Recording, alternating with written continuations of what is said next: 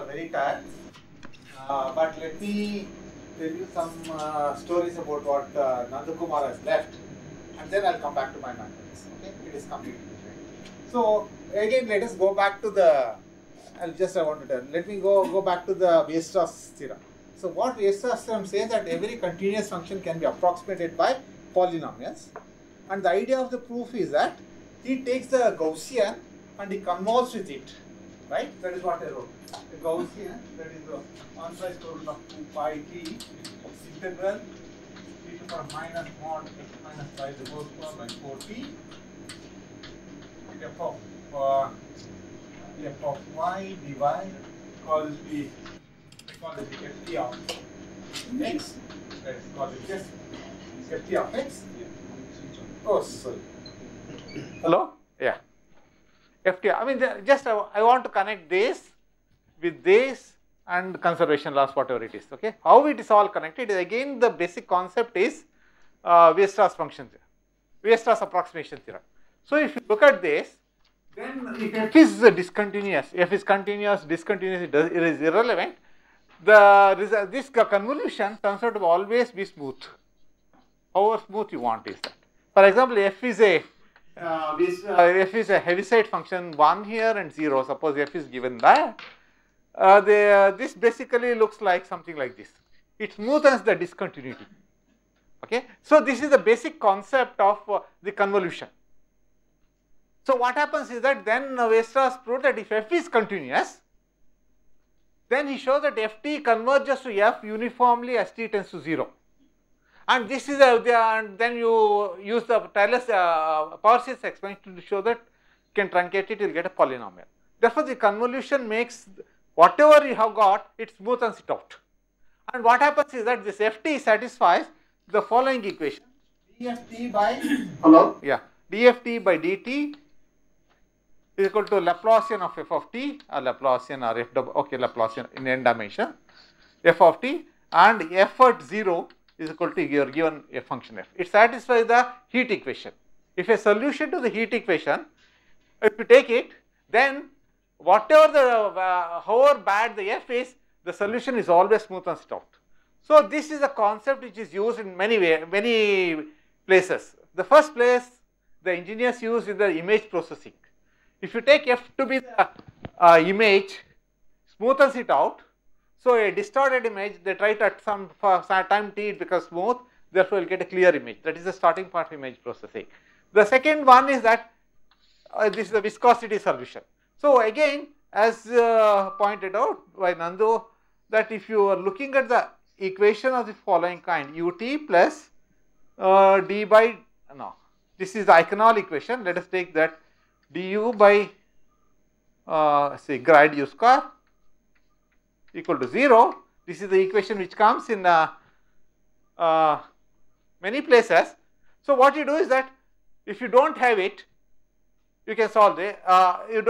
If you do not have it, you can solve it. If this is there, then you can by ad hoc some method I will show you that you can solve this equation, but the solution turns out to be not a C1 function, it is sort of Lifshitz continuous function. So as he pointed out, something like this will get it. So now the question is how to get a solution in general. So what they do is that use the Weierstrass method. So you put this here epsilon times Laplacian of u. Okay. So once you put the epsilon times Laplacian, if you look at it with u at 0 is equal to u naught, when you look at it, this is a smooth solution, you will get it. Now you look at the nonlinearity and show that some sort of iteration method that the solution exists and still it is smooth, as say C2 or something like that. Okay. You will get a smooth solution. But unfortunately, here what happens is that as t tends to 0, the smoothness will go away. Right? That is what it says that ft, you will get ft like this. When t tends to 0, it converges Heaviside function, but in some norm. So here also, as epsilon tends to 0, however the smooth is, the solution converges to the solution of this equation. But in what sense?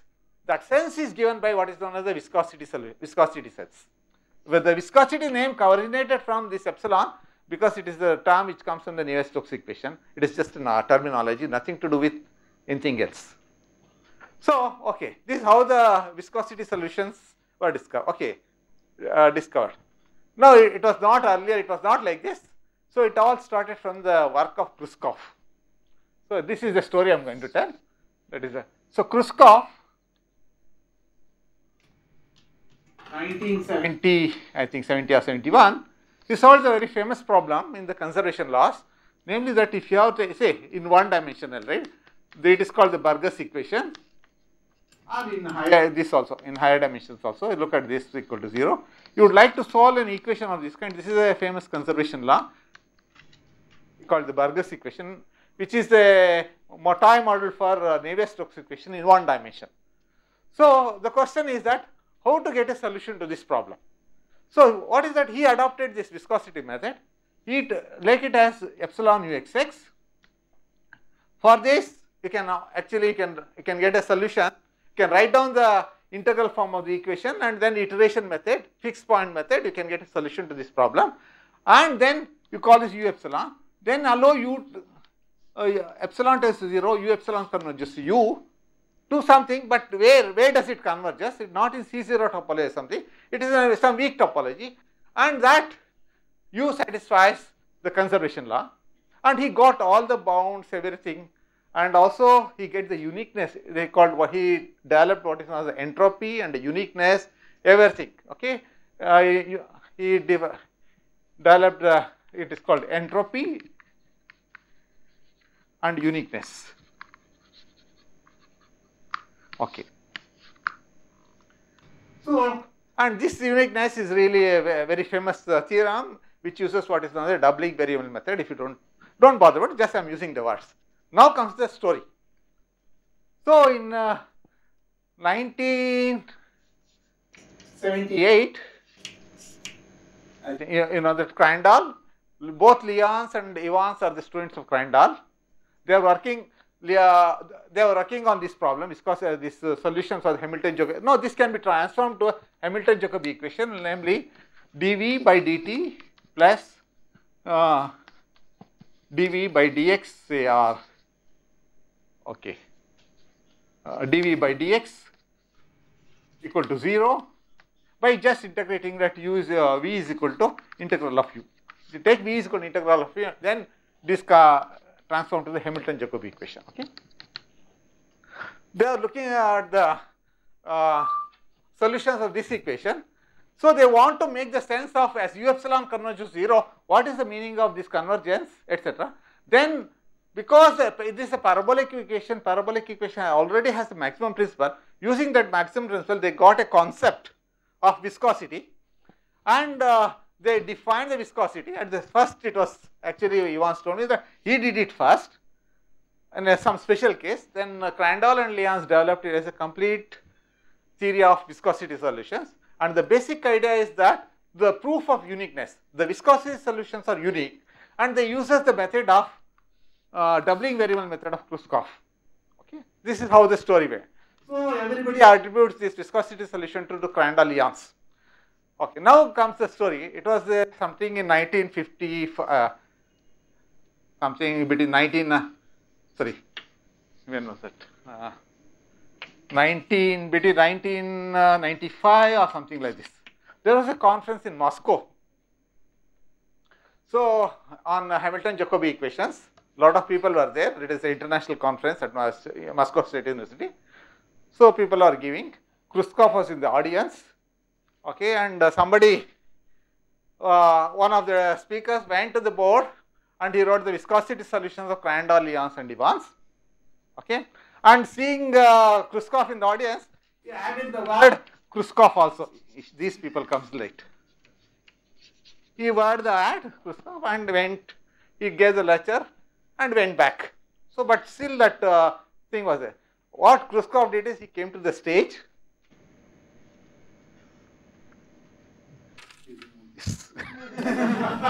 It was a true story. And if you look at the proofs, everything is contained in the famous work of Kruskov. A beautiful work. Okay, the path-breaking result. And proofs are not difficult. Okay, it is nothing but studying the parabolic equations and proper estimates, and what you required is proper where you look for the solution, what you look for and where you look for. Once you know the concept, then everything comes. And also, if you look at the viscosity solution, it is nothing great. And it is just a few maximum. It is you can learn it in half an hour. The concept of viscosity solutions, and you can prove many results without going into deep mathematics. Okay, this is what I wanted to tell, the story about viscosity solutions. Of course, this is if you look at the literature, there are so many papers are there on viscosity solution. Okay, my God, tremendous. Why? Because it is easy to handle. You can write papers. Whereas if you come to the conservation law, not much is known. Still, except in one dimension, if you go to the system or higher dimension, it is a big problem. Okay.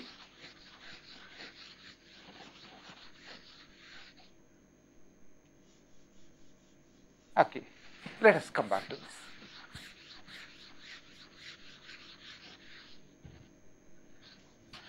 Okay, so let me come back to this. I know all of you are tired, but I have to do my work, my job. So what I stopped there in the afternoon, in the morning, is that I derived the Gagliardo-Nirenberg estimate. Okay, let us again start from there. What is the Gagliardo-Nirenberg estimate? We proved the following thing: for any gamma, integral mod u to the power of gamma n by, if you remember that, n minus 1 by n minus 1 by n is less than or equal to integral gamma mod u to the power of gamma minus 1, if you observe this, gamma minus 1 by p prime by n minus 1, right? Estimate.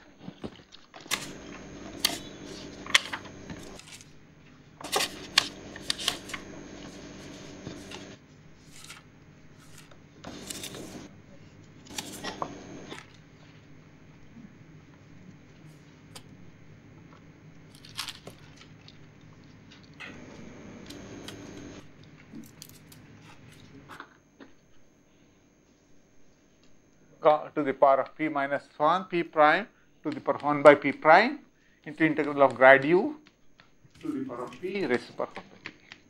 This is what we obtained, and we wanted to find a gamma such that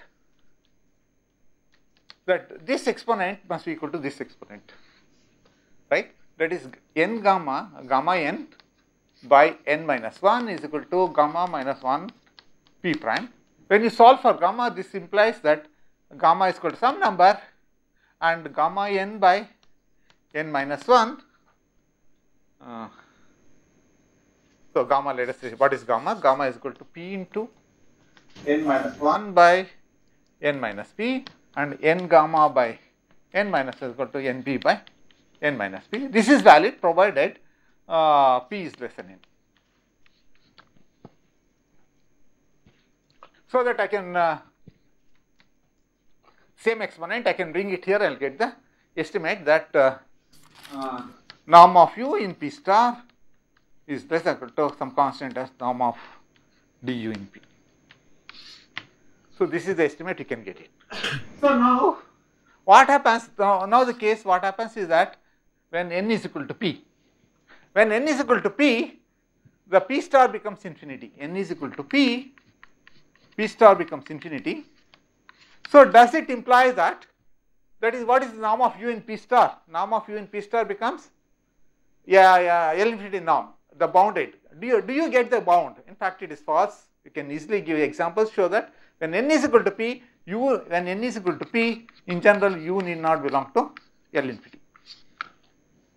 But what one can observe here is that take n is equal to p, assume that the support of f, is contained in the ball of radius r, some fixed ball of radius r, then everything is over ball of radius r.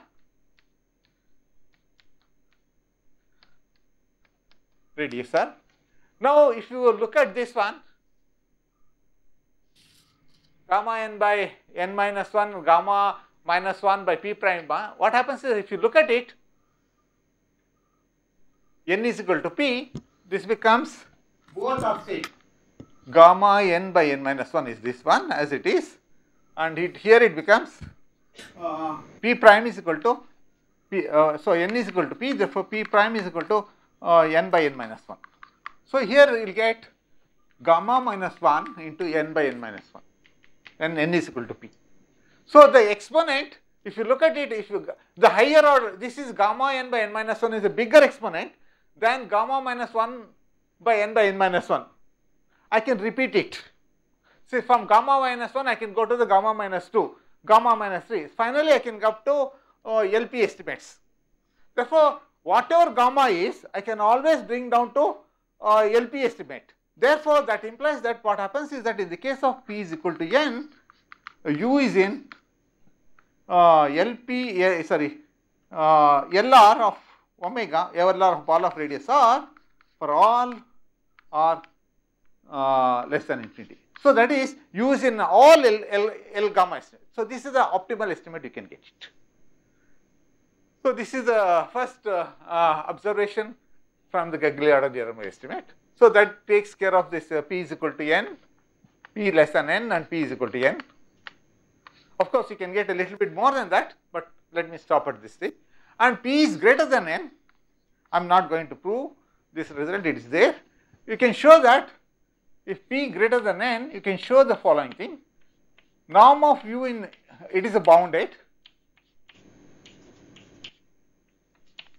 this first thing.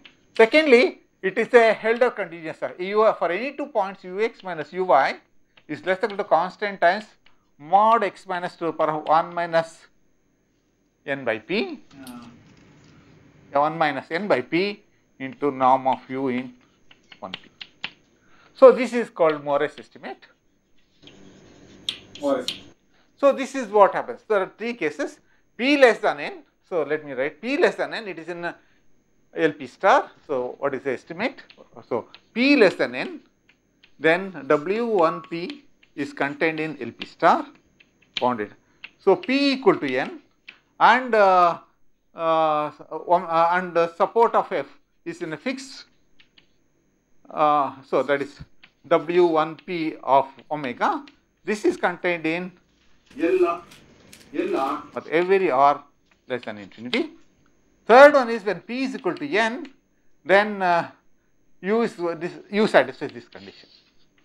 So these are the 3 estimates you get. They are called the Morey, Nirenberg and Trudinger estimates. Okay.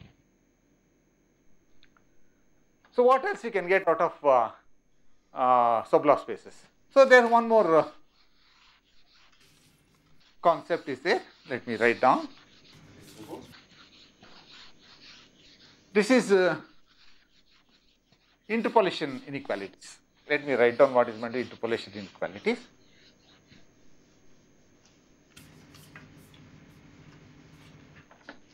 Interpolation inequalities.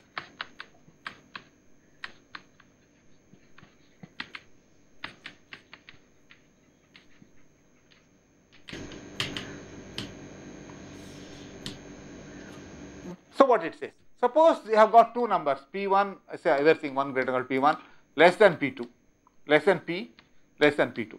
I am given 3 numbers, P1, P2, P3, and I have got the spaces LP1, LP and LP2.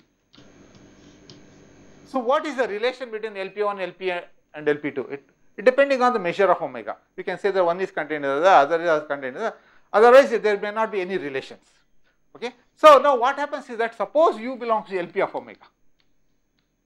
Omega is some open set, maybe bounded or unbounded, okay.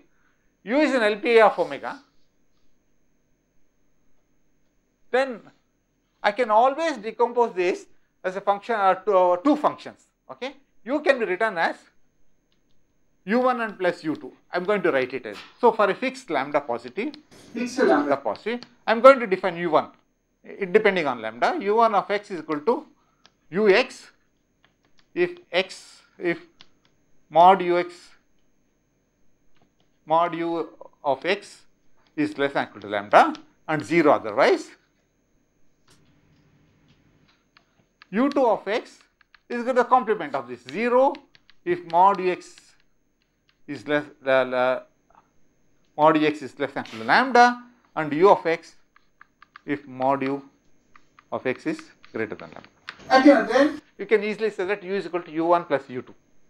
Okay. So let us calculate the norm of u. So where does u1 and u2 belongs to? Let us look at it.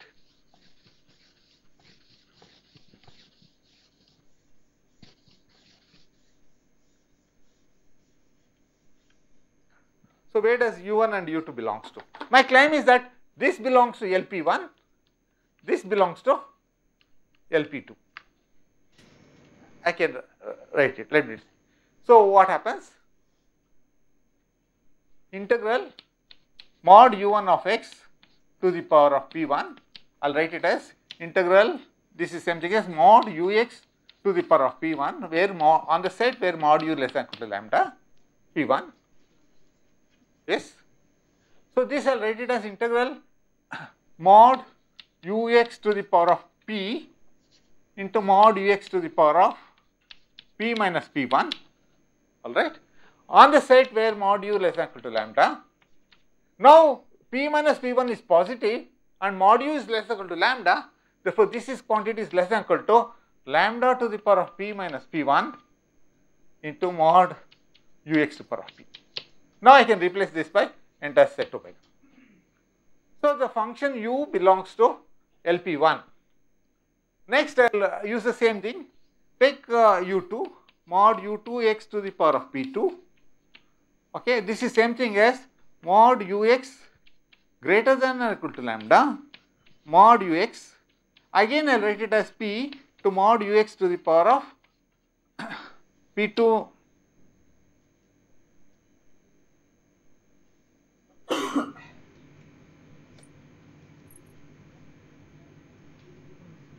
p2 minus p, right? I made a mistake. Huh? Here? Here?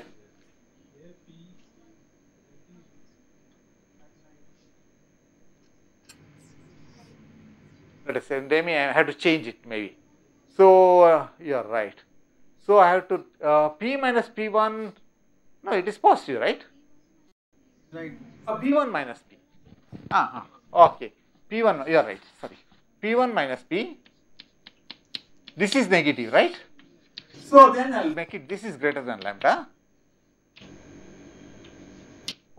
So this is P1 and P2. Let us change it. You are right, thank you. Is it, now it is fine? So u greater than lambda. So this quantity is less equal to lambda to the power of p1 minus p because it is negative, integral mod u to the power of p. Fine. So now here mod u less than equal to lambda. So mod u less than equal to lambda. P2 minus p, this is positive. So this is less equal to lambda to the power of p2 minus p integral mod u to the power of p. So this is an element in LP2 and this is an element. So given any function u is in LP, I can always decompose this as sum of two functions which is in LP1 and LP2. Okay. Now let us combine both the things. Let me combine both the things. What happens?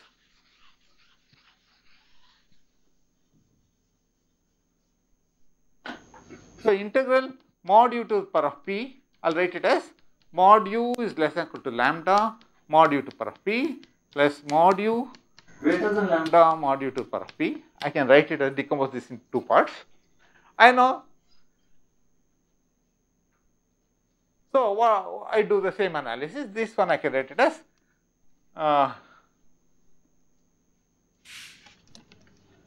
mod u to the power of p2, or no, mod u to the power of, let me see. I must get p, right? P1, I'll write it as P1 mod u to the power of p minus P1. Here I'll write it as this one in the case for mod u less than or equal to lambda. Okay. For mod greater than this one, I'll write it as mod u greater equal to lambda mod u to the power of p2 into mod u to the power of p minus p2. This is negative, this is positive. Now apply that inequality. This is less than equal to, this is positive, you will get lambda to the power of p minus p1 mod u to the power of p1 plus lambda to the power of p minus p2 mod u to the power of p2. Okay. So,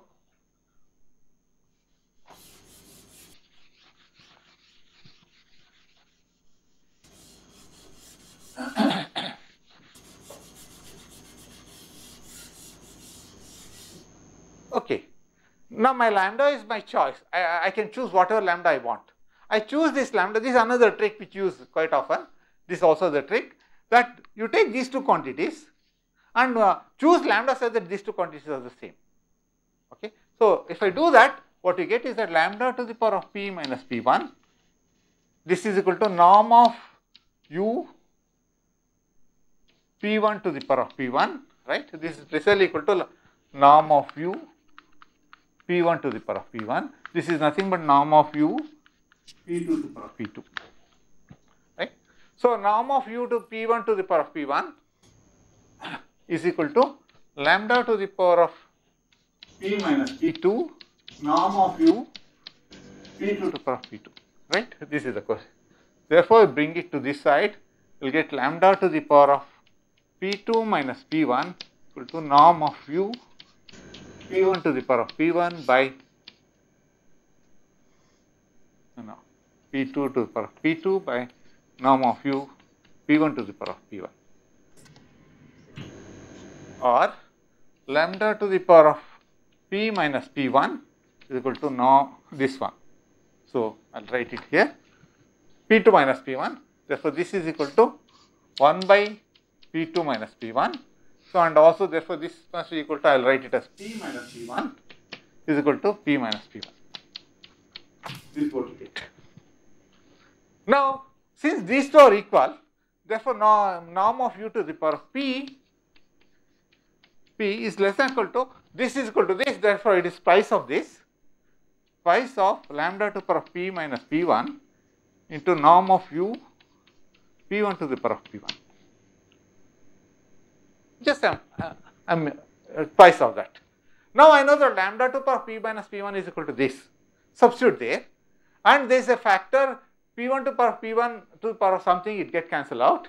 So, what I get is that twice of what I get, norm of u p1 to the power of p1. So, okay, what I get, this is p1 into 1 minus this by p minus p1 by p2 minus p1 to norm of u p2 to the power of p2 into p minus p1 by p2 minus p1. You get an inequality like this.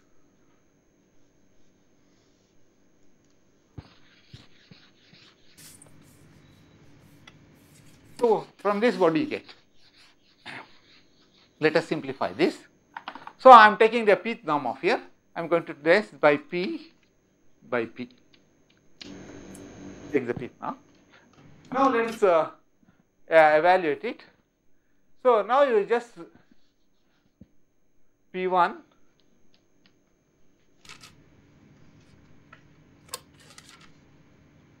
p1 by p, let us take this one into p2 minus p1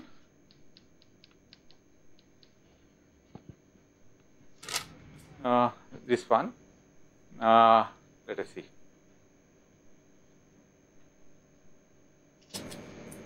Before p1 get cancelled out, I will get p2 minus p, no, what I am getting.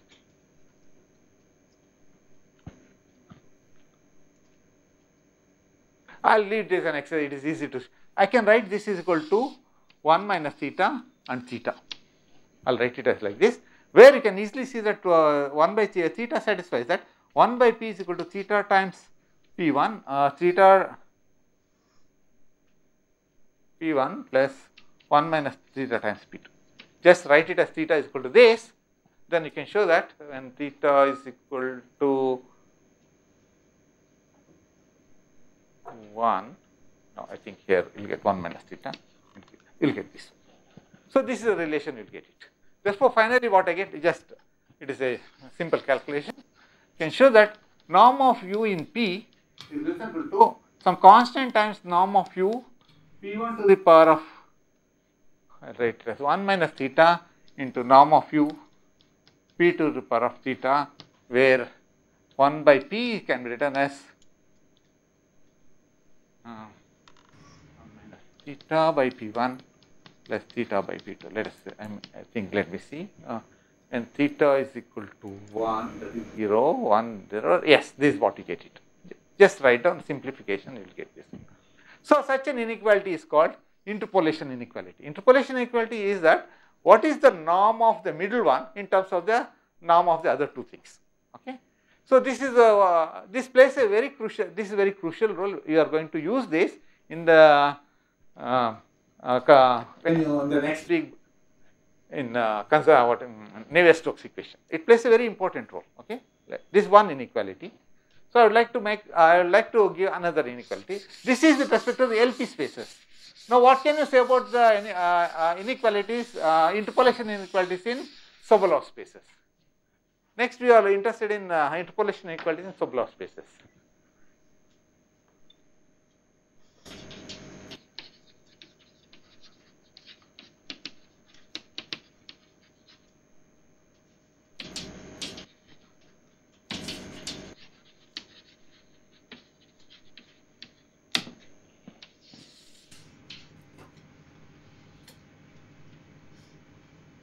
So, we have got the whole lot of Sobolev spaces, right? You know that W, so M is non-negative integer. I got WMP, WMP of WMP of omega or Rn, okay.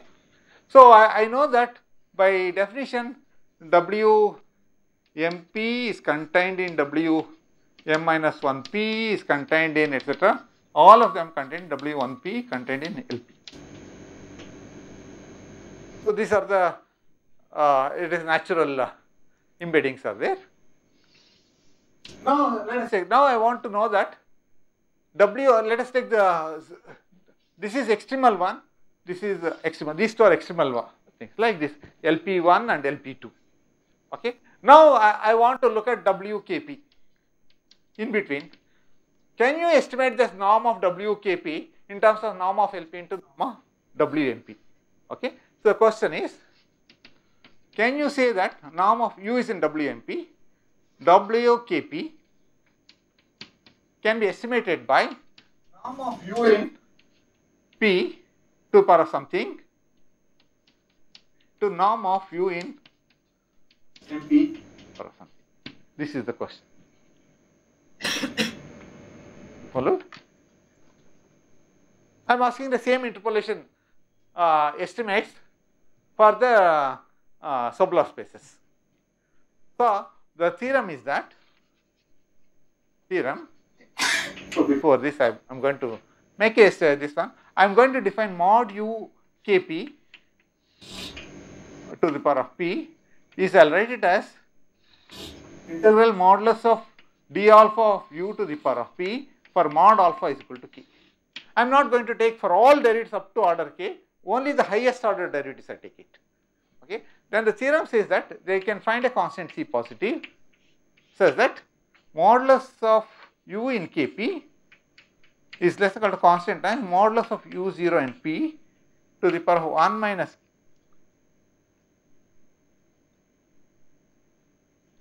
K by P into mod U of MP, let us say K by P.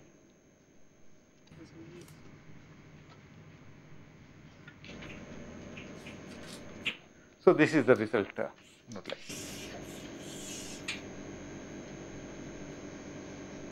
the theta turns out to be equal to K by N.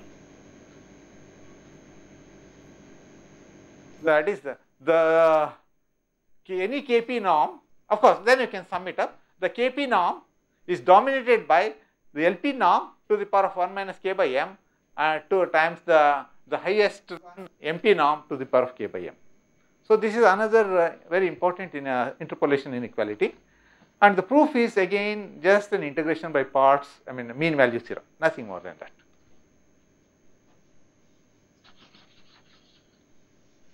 I will just give this proof in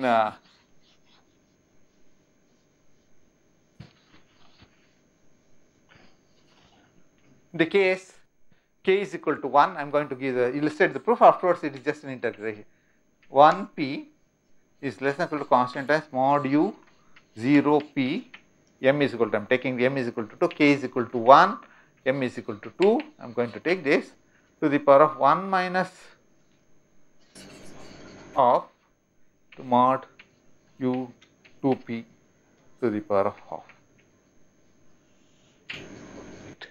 Yes? Is the omega bounded or not? No, you do not need any boundedness there.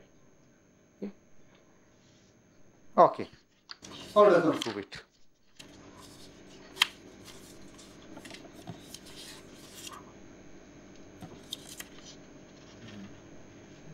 Just a minute. How does one?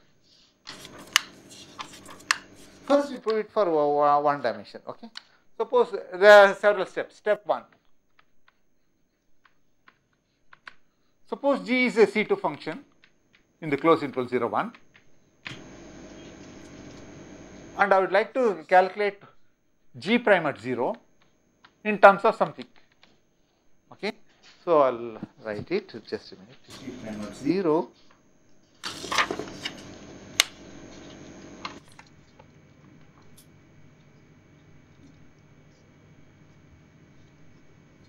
the interval 0, 1 I am looking at it. So, I am going to write it as this is less than or equal to the power of p, yes, to the power of p is there exactly, constant times modulus of u in 0 in p to the power of p plus modulus of u in 2p to the power of p. That is what I am saying is 0 times integral mod u to the power of p plus 0 to 1 plus integral 0 to 1 mod u double prime to the power of p. This is the definition of this inequality. So, let us try to prove this. Followed? So, this is just an integration by parts formula. 0, 1 is there. Take any two elements. Now, take I am going to a trick is there. Take 1/3 and 2/3.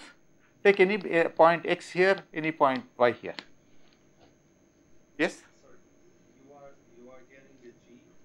Oh, it's G everywhere, right?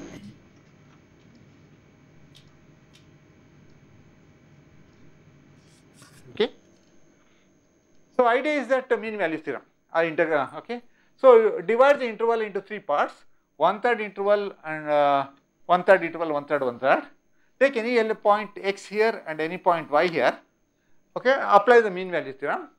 Therefore, I will get gx minus gy, gx minus gy is equal to integral x to y g prime of t dt.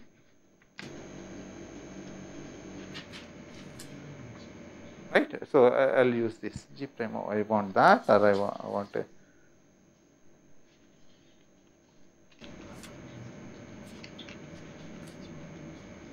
okay, let me use the better, I want to use this one. I use the first mean value theorem.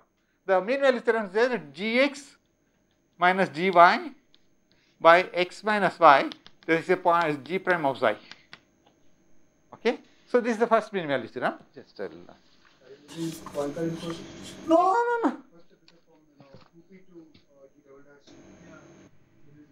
Absolutely no Poincare inequality coming. Huh? Yeah. Yeah.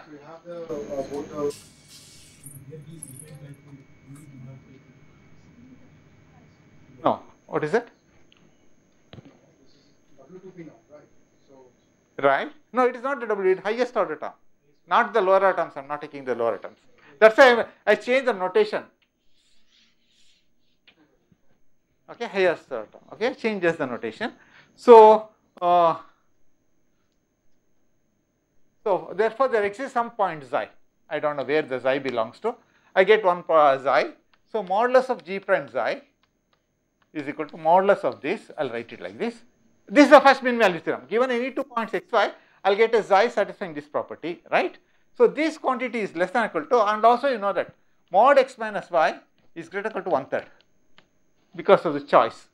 So this is less than or equal to 3 times mod gx plus mod gy. Okay. Now I do this. Now again I use the integration parameter. G prime of 0 is equal to G prime of xi plus integral 0 to xi G double prime of t dt. Okay. Therefore, modulus of G prime of xi 0 is less than or equal to, now I have got the estimate here. I use this estimate 3 times modulus of g of x plus modulus of g of y plus integral 0 to xi, I will write it as 0 to 1, okay, modulus of g double prime. Okay.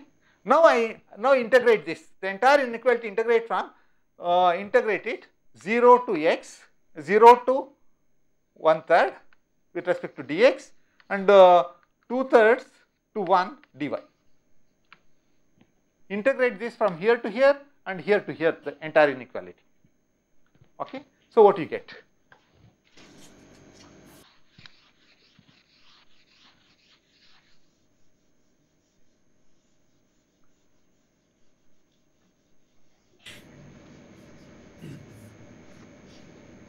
Well, this is a constant. So I'll get a measure of 1/3. How much you'll get? 1 by 9 I get it. G prime of 0. G prime of 0. Here I'll get less than or equal to 3 times. So if I integrate it from mod gx from 0 to 1/3 and 2/3 to 1 is a constant. Okay. So and then I estimate it. Therefore, I'll get 1/3 integral. What do you get? No, maybe I must do. No, first I'll take the. No, before doing that, I'll do one more. I had to take the pth norm, right? I had to take the pth norm. So what I do is that instead of integrating it, I'll take the pth norm. Okay. So this is something like some constant times mod gx to the power of p plus mod gy to the power of p plus integral 0 to 1 g double prime to the power of p raised to the power of 1 by p. So therefore, I'll write it as this, the entire thing to the power of p, I'll write it as this one. This is what I get. Now integrate it. Now integrate from 0 to 1/3 dx, 2/3 to 1 dy, the entire expression you integrate it,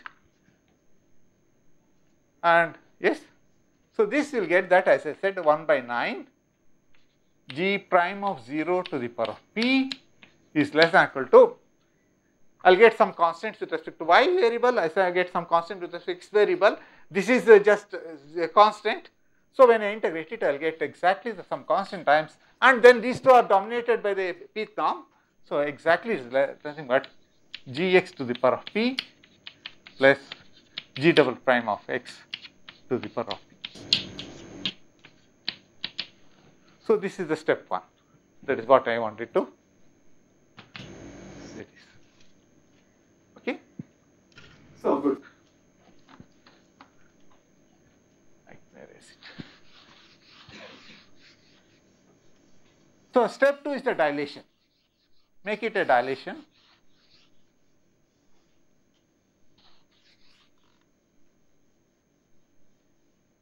What is the dilation? Step 2. Like what we did in the earlier case, we choose the lambda, right? Here also I choose the lambda. So now g is a function in theta of 0 r, let us take. R is a function. Then it satisfies that modulus of g prime at 0 is equal to c times c by r times c by r. I'll just write down. This is the r to the power of minus p mod gp to the power of p plus r to the power of plus p mod g to 2p2. This is the second relation. What do you do?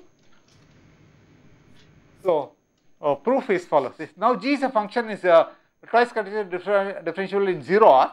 You convert this to a function in 0, 1 by rescaling it. So, I call this be g1 of x to be equal to g of rx for x belongs to 0, 1. Okay. Therefore, g1 prime of x is equal to r times g prime of rx. g1 double prime of x is equal to r square times g double prime of rx. Okay. Now, for g1, I have this inequality. Substitute here, change of the variables, and you will get this result. It is just a scaling, nothing more than that. Okay. This is step 2.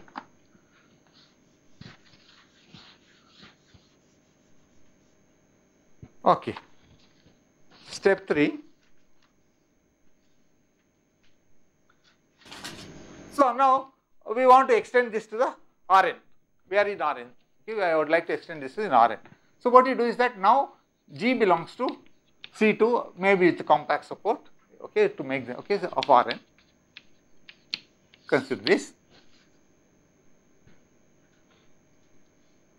Now, given any point x and the direction v, I take the straight line joining with the t x plus t times v. V is any vector. This is straight line passing to the point x in the direction v. And okay. Now restrict my g to on this line and apply this inequality. Okay, that's the basic thing. So write let g of t is equal to let us take it is u. G of t is equal to u of x plus t times v. So g prime of t is equal to grad u of x plus t times v inner product with t, right? G double prime of t equal to grad u, no, this is double derivative, right? I'll write it d to u of x plus tv of v, right? Something like, I don't know how to,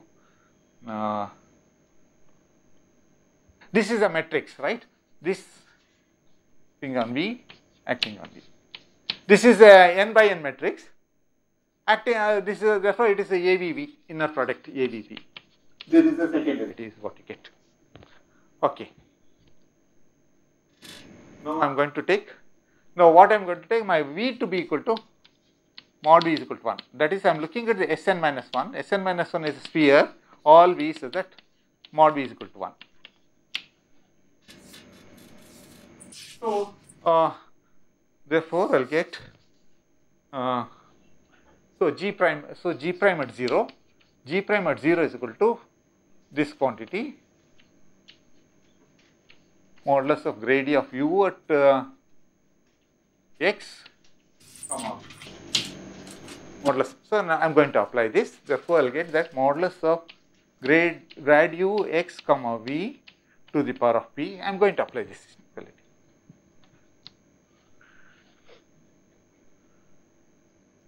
So, what I get for any r positive, I am taking a t lies between 0 less than equal to t less than equal to r.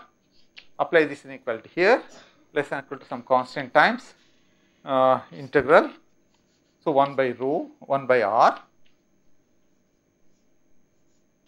to the power of minus p integral 0 to r. So what you get? G, I will get that u modulus of u of x plus tv to the power of p dx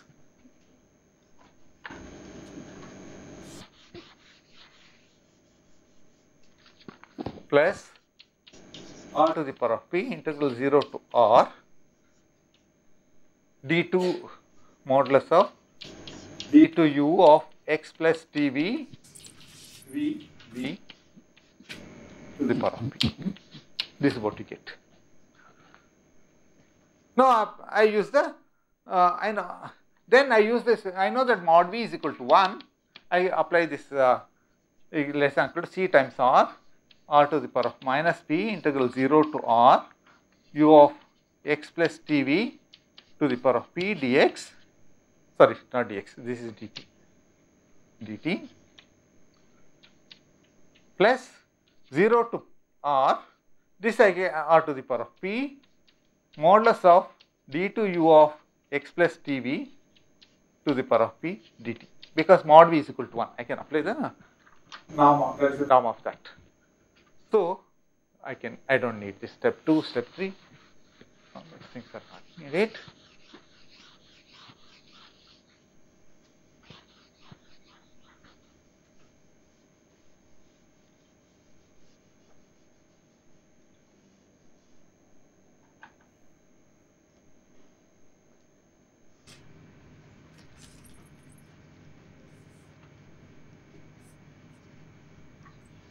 Now, this is true for all v belongs to, this is true for all v belongs to Sn minus 1. Now, integrate over Sn minus 1. So, when I integrate over Sn minus 1, I will get that. Let me write. I need this, just a minute.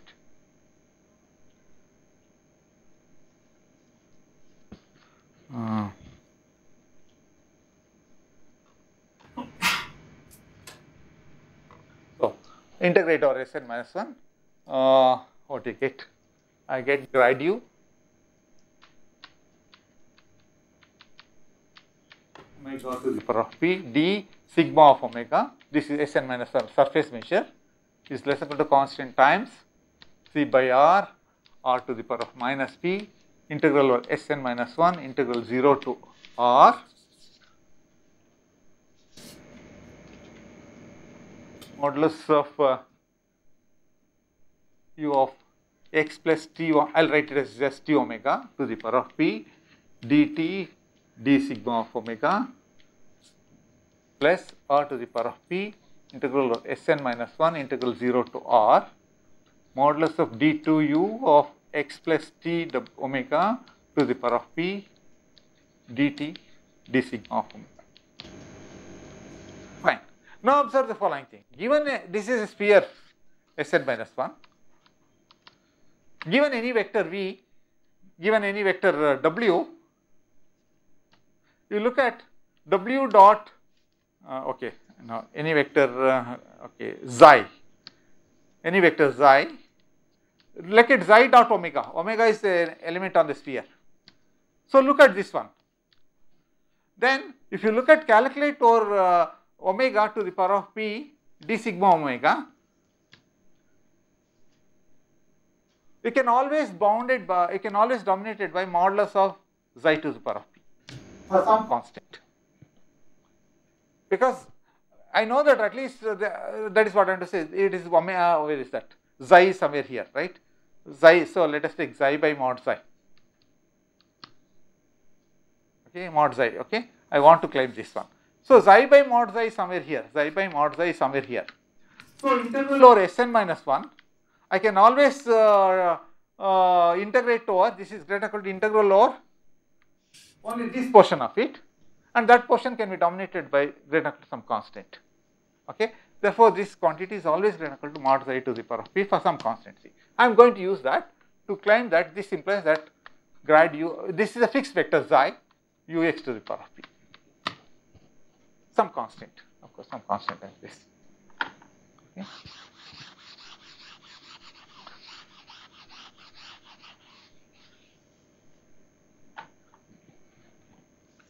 Okay, now we are basically through. Now what you do? Now I am going to integrate with respect to x, now, because I want to get this estimate. I want to get this estimate. I have got already the 0th norm, basically the L2, I mean the second norm. The one norm is to integrate with respect to x. So once you integrate with respect to x, what I get?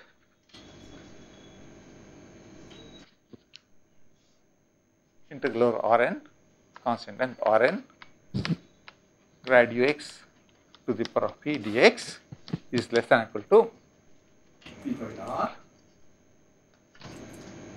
r to the power of minus p integral over Sn minus 1 integral 0 to R integral over Rn u of x plus t omega to the power of p dx dt d omega plus r to the power of p integral over Sn minus 1 integral 0 to R integral over Rn d2 u of x plus t omega to the power of p dx dt d omega. Okay. Now, here I can change the variable x going to x, change x to x minus tw omega. Here also change x to x minus t omega. So, then this integral is independent of t and omega. So, finally what I get is that is equal to c by r to the power of minus p, okay, integral mod u of x to the power of p dx. So, what you get? I will get a factor r here and the measure of omega, measure of Sn minus 1, I observe it here, there is a factor 0 to r, I will get it. That r and this r will get cancelled out, therefore, I will get some constant c. Similarly, 0 to r that get cancelled out to outside r, this is the constant of measure Sn minus 1, I will get that this quantity, this quantity plus r to the power of p integral of mod d to u to the power of p d to u to power of p. So, this is what I get. So, therefore, this I see I belong it to this side Rn u to the power of p is less than equal to this. Okay. This is true for any r. This is true. Now, choose the r so that these two are equal, exactly like what we did. So, once you do that, what you get?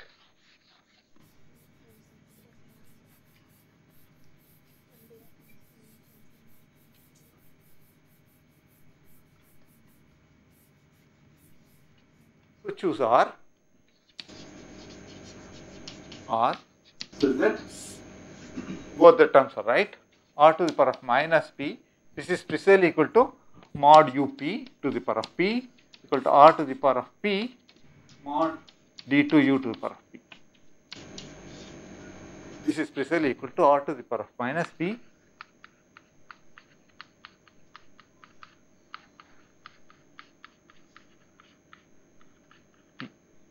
or in other words r to the power of 2p, r to the power of 2p is equal to mod up by mod d2u p raised to the power of p, okay, or r is equal to 1 by square root of and just substitute here and this is what you get.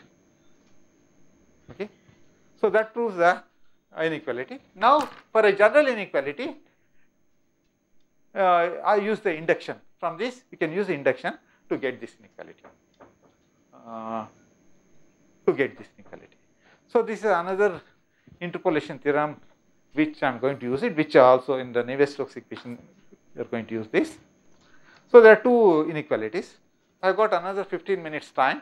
I am going to do one more application of Sobolev embedding theorem. I can erase it, right?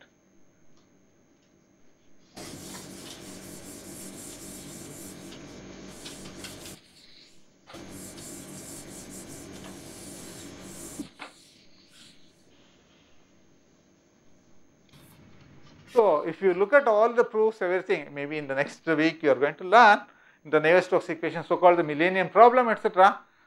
The basic ingredient, basic difficulties involved in solving the three-dimensional Navier-Stokes equation is the lack of proper inequalities or proper spaces. If you improve the Sobolev inequalities, there is a chance of proving the conjecture or try to give a counter example. In 2 dimensions, we will all get a solution. Okay. So, this is interpolation inequality. Then I wanted to prove. Now, let me extension operator. I wanted to do the extension operator.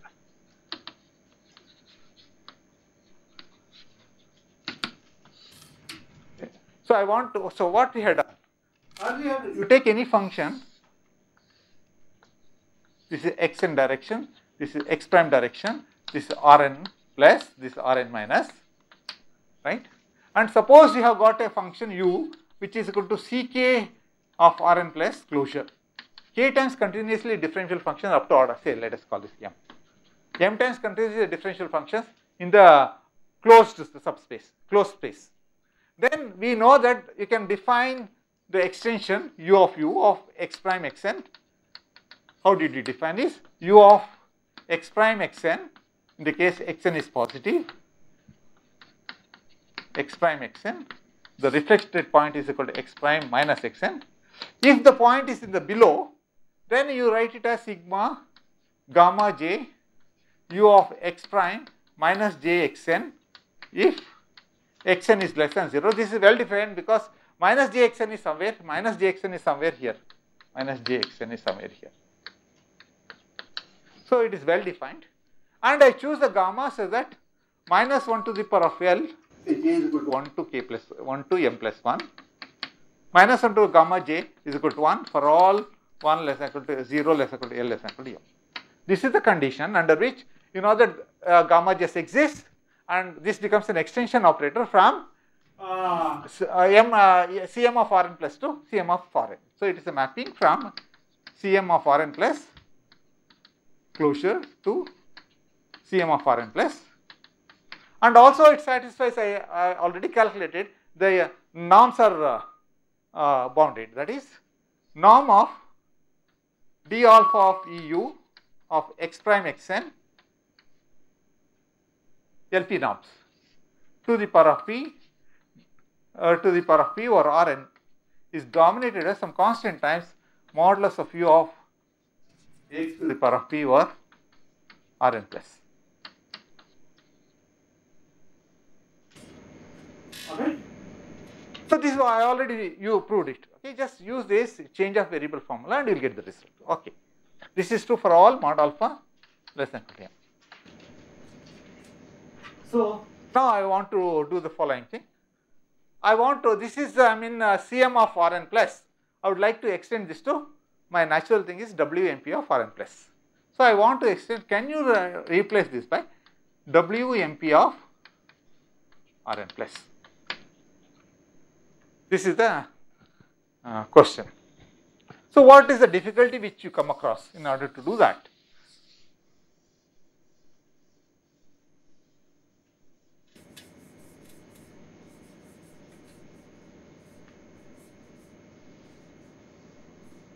So what is the difficulty you come across? The difficulty, you know that Cm of Rn plus closure intersection Wmp of Rn plus is contained in Wmp of Rn plus. This we know. This we know. And suppose I show that this space is dense. Okay. Then for this space I have this inequality. Therefore, by extension, I get the same inequality for all u belongs to Wmp of Rn plus. Therefore, the question is that whether this space is dense or not. Okay. The question is, Wmp of Rn plus intersection Cmp of Rn plus closure, the closure of that is equal to Wmp of Rn plus. This is the question. Okay.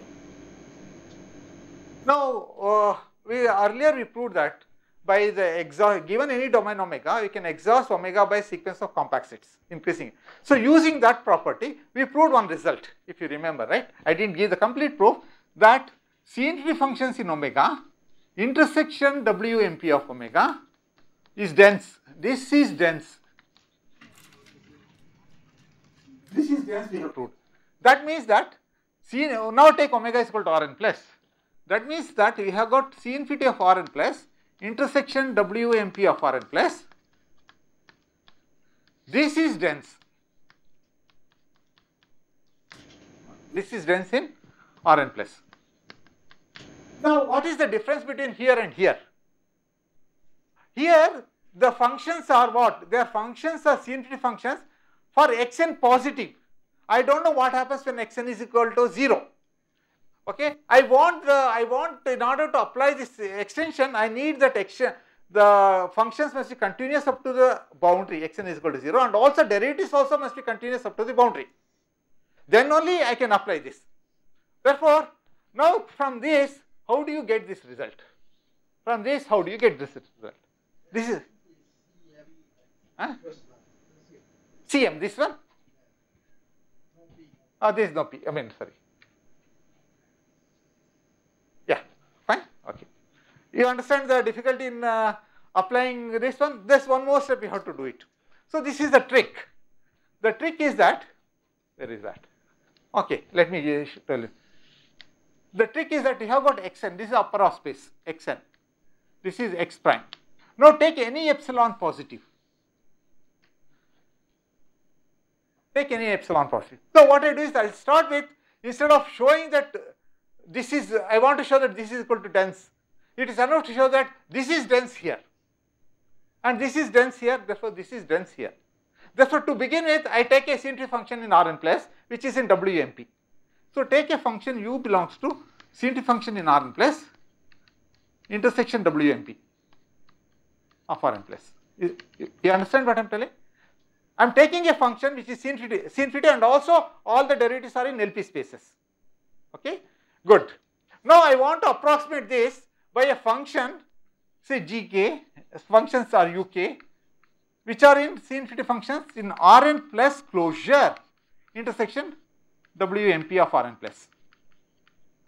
This is what I wanted to show this, such that uk converges to u in WMP. If I prove that, I am through. So what is the idea? Idea is very simple. Take epsilon, take any epsilon positive. Now look at, instead of Rn plus, shift this Rn plus with epsilon. Okay. Now take this function u. Now define, I am going to define u epsilon of x prime xn. Okay. This is just the translation u epsilon of x prime xn plus epsilon for xn positive. You followed what I am telling? I am just shifting it. So what is the advantage of this? Now my u epsilon of x prime xn is actually defined on xn positive, and when xn is equal to 0, it is precisely equal to epsilon, right? U of epsilon of x prime 0 is well defined because it is precisely equal to u prime of x epsilon, which is well defined, and all the derivatives are also well defined, right? All the derivative d alpha of u epsilon of x prime xn is precisely equal to d alpha of u of x prime epsilon. Is it clear? Therefore, my functions are okay. This is a function. Now observe that I already proved that. Okay, first I want to show that first uk converges to u in LP, and also I show that then all the derivatives also converges as epsilon. U epsilon. My claim is that u epsilon converges to u in WMP.